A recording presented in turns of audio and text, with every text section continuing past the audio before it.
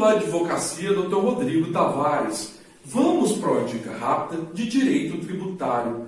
Senhores, hoje eu lhes apresento um tema que eu gosto muito, um tema que eu aprecio bastante, que se trata do imposto sobre serviços de qualquer natureza, senhores, conhecido pela sigla ISSQN, ou simplesmente ISS. Senhores, mas no final da nossa dica, vamos tratar especificamente do ISSQN, dos seguranças de eventos. Sim, dos seguranças de eventos públicos ou eventos privados. Senhores, a título de curiosidade, eu atuei como fiscal tributário deste imposto, sim, do ISSQN, de uma prefeitura local aqui do nosso estado de Goiás. Senhores, para iniciarmos, eu preciso introduzir ou lhes apresentar um fenômeno jurídico tributário criado e desenvolvido, senhores, pelo professor Paulo de Barros Carvalho, que é um professor e tributarista bastante renomado no nosso país, que criou esse fenômeno e batizou de regra matriz de incidência tributária. Nossa, doutor Rodrigo Tavares, mas o que se trata essa regra matriz de incidência tributária? Senhores, se trata de um conjunto, senhores, de regras, segundo o professor Paulo de Barros Carvalho, seja regras de caráter antecedente, também como as regras de caráter consequente, que vai se constituir, senhores, pela previsão de um fato descrito na norma jurídica que dará ensejo ao nascimento da relação jurídica do tributo. Nossa, doutor Rodrigo Tavares, não entendi nada. Vai devagar, vamos clarear isso aí. Senhores, a regra matriz de incidência tributária, segundo o professor Paulo de Barros Carvalho, é um conjunto de regras, então, de regras de caráter antecedente, como de caráter consequente, que vai se constituir pela previsão de um fato descrito na norma, que vai ensejar o nascimento da relação jurídica do tributo. Senhores, o professor Paulo de Barros Carvalho divide esse conjunto de regras em duas partes. Caráter de regras antecedente, com as regras de caráter consequente. Então, senhores, além disso, o professor Paulo de Barros Carvalho vai dizer que o legislador brasileiro, ele selecionou propriedades que ele julgou importante para a caracterização desse fato descrito na norma, que permitiu, senhores, inclusive o professor Paulo de Barros Carvalho extrair os critérios de identificação desse fato, que ele passou a chamar de critério material, critério espacial e critério temporal. Senhores, uma dica: esses critérios que eu acabei de falar, que está dentro desse colchete, significa critérios relacionados a essas normas de caráter antecedente. E temos também, senhores, fora do colchete, como critério pessoal e o critério quantitativo, os critérios relacionados às normas de caráter o quê? Consequente. Senhores, eu sei que está ainda muito técnico esse assunto, e se tratando de direito tributário, sempre é um tema bastante complexo.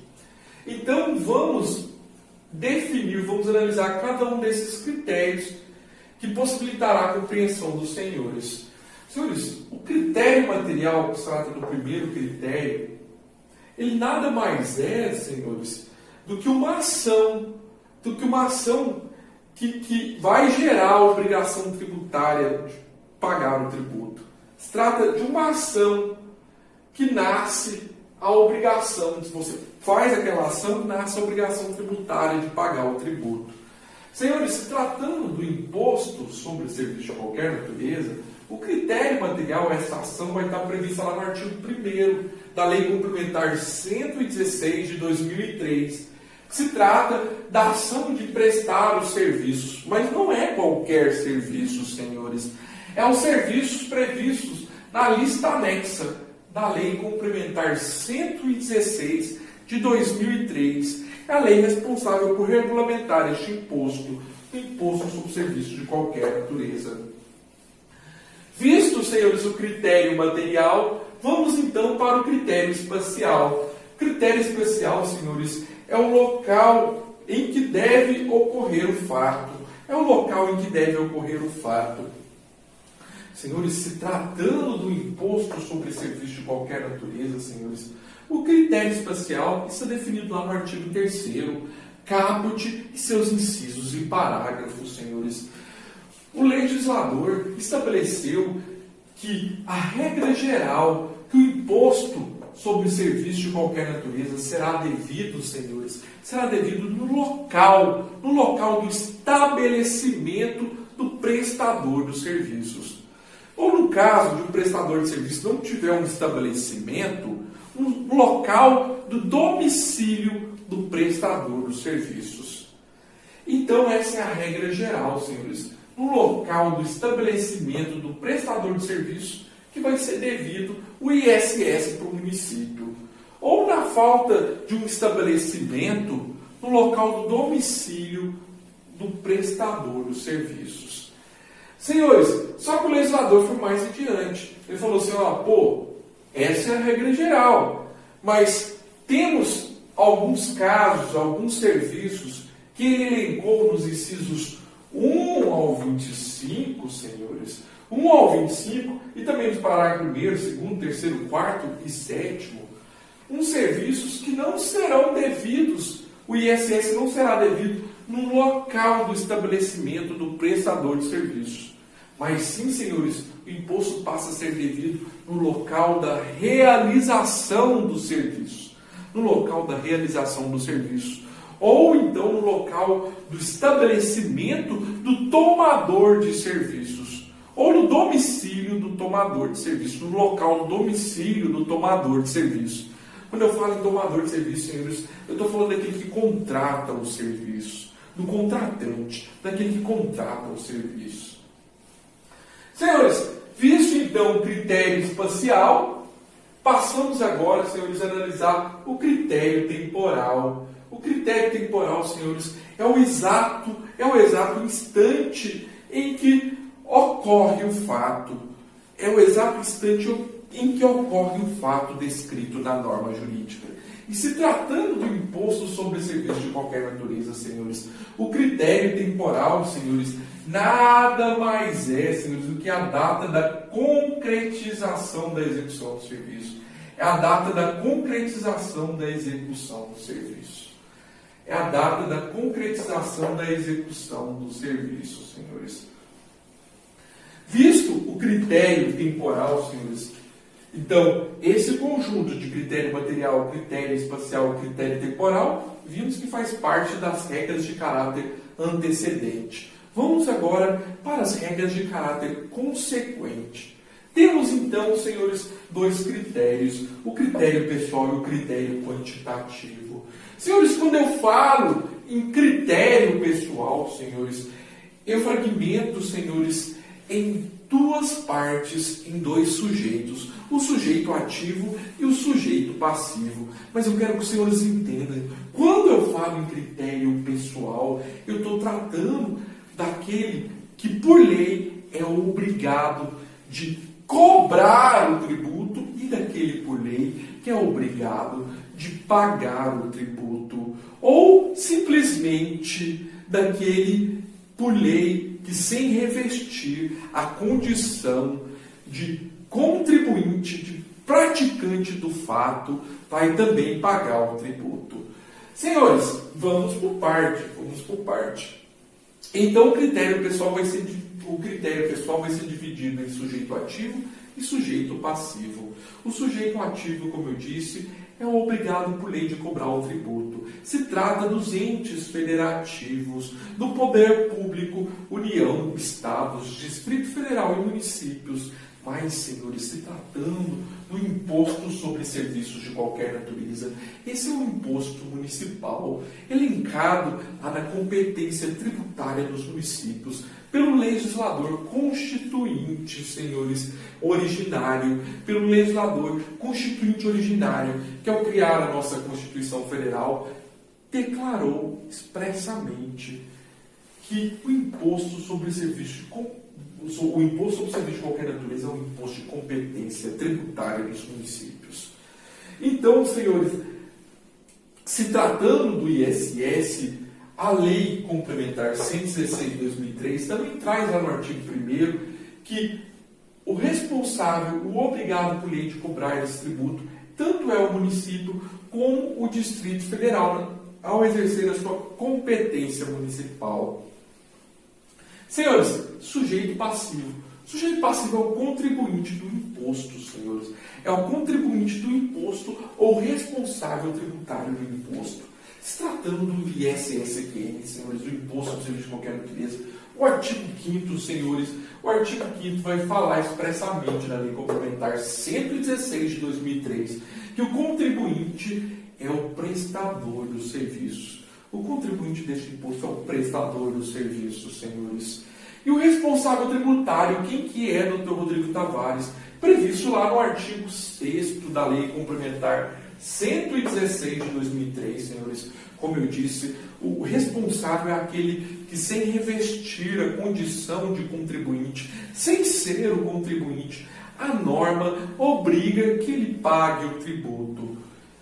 Teremos alguns responsáveis tributários que vai depender de cada serviço, senhores, cada serviço prestado.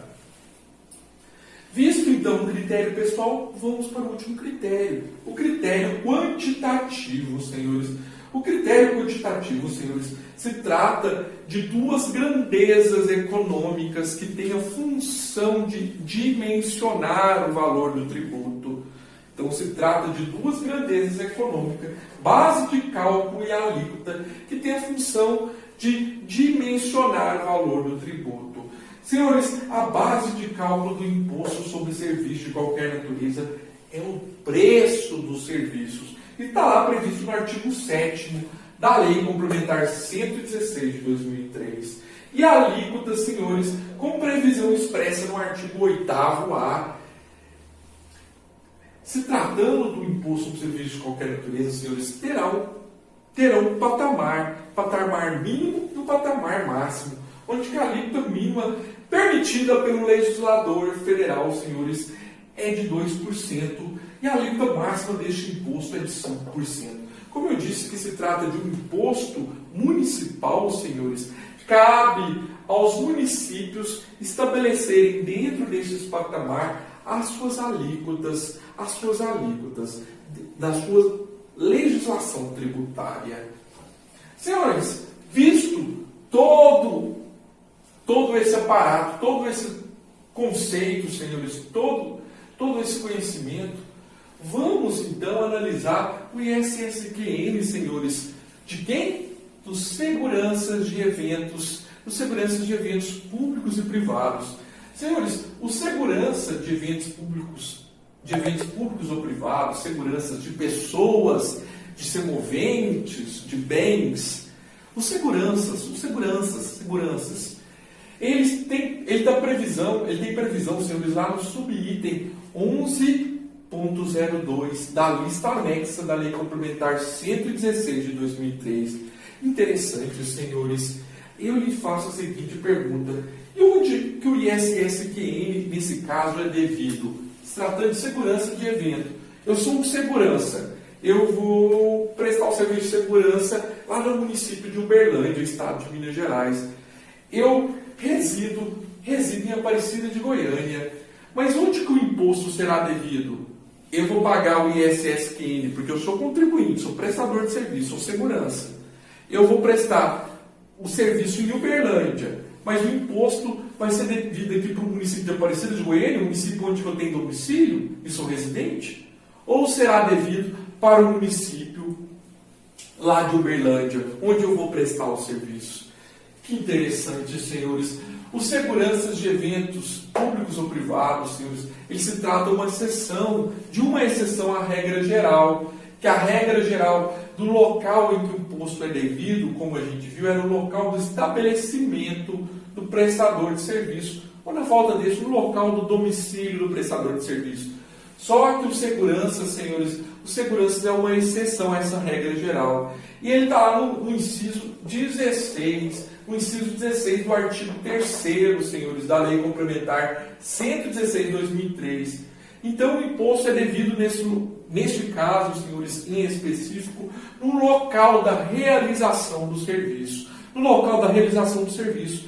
Ou, em regra, senhores, em regra, os seguranças de eventos, quando eles vão prestar uns serviços, cabe ao contratante, ao tomador do serviço, senhores, ao efetuar o pagamento do valor do serviço, reter o valor do imposto do ISS-QN e repassar para o município em que foi realizada a execução dos serviços.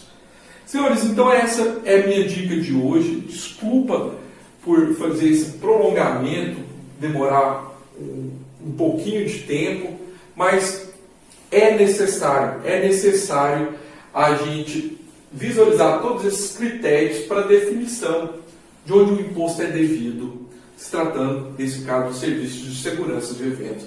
Então, a todos, fiquem com Deus.